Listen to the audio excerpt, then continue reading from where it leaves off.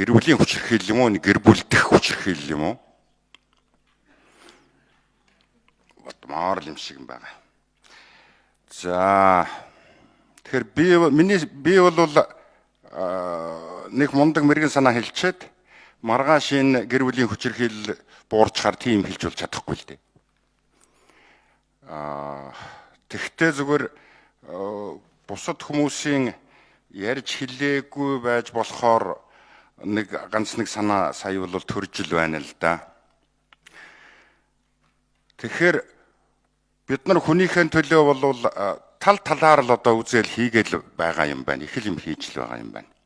Тэгсэн мөртлөө л одоо 9 сарын байдлаар 5200 хүн гэр бүлийн хүчирхийллээр баривчлагдсан, урьдчилсан мэдээтэй байж байгаа.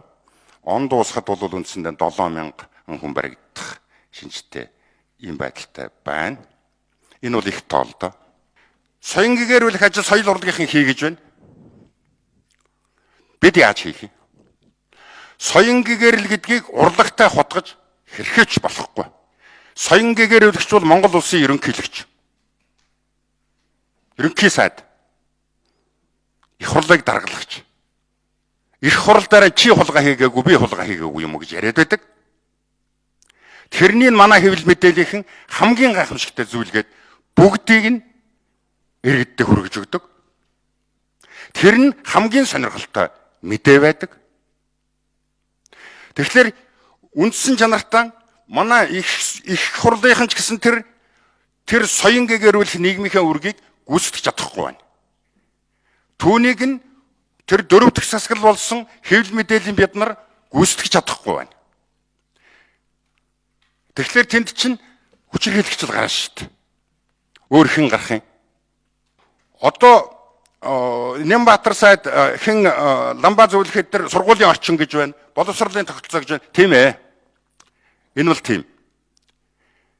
Тэрнээс гарлаа. Гэртээ очлоо.